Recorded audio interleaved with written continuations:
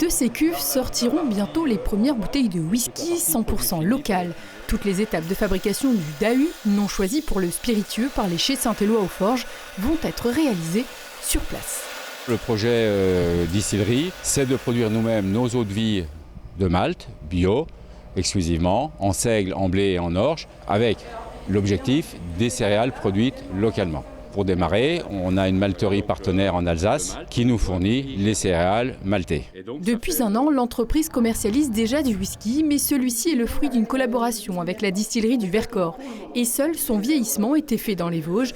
Désormais, c'est donc un tout autre projet. Les chais Saint-Éloi ont investi plus d'1,5 million d'euros pour se lancer et assurer le brassage, la distillation et le vieillissement, entre autres, avec l'objectif de produire 150 000 bouteilles d'ici à 3 ans. Et quelques éléments devraient faire la différence entre un whisky vosgien et un autre. On a acquis la merveilleuse unité de distillation qui nous provient du Jura, la légendaire unité Rouget de l'île de Bruno Mangin, donc, qui était chauffée à la flamme auparavant. Nous, on l'a modernisée donc avec une chauffe à la vapeur, ce qui nous permet de travailler vraiment la distillation avec une subtilité particulière et surtout, encore une fois, les typologies de fûts qu'on va utiliser qui va nous permettre d'avoir une identité à nous et cet ADN vosgien. C'est ce qu'on appelle la fameuse cathédrale. Donc là, vous avez clairement une vue imprenable sur le 8e étage du chai. Actuellement, près de 2 millions de litres d'alcool sont en cours de vieillissement dans les 8500 fûts du chai. 80% de rhum, 20% de whisky et de brandy.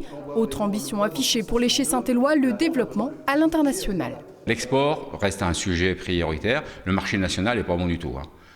Les reculs sont entre 30 et 40%, je ne parle même pas du cognac, mais je dirais les spiritueux, les rhums. On démarre seulement le prospect, surtout sur la partie Benelux, donc y compris l'Allemagne, donc Pays-Bas, Belgique, Luxembourg et Allemagne. On a un gros projet au Japon. L'entreprise vosgienne aux 3 millions d'euros de chiffre d'affaires laisse pour l'heure le marché américain en suspens, compte tenu des incertitudes liées aux frais de douane entre autres.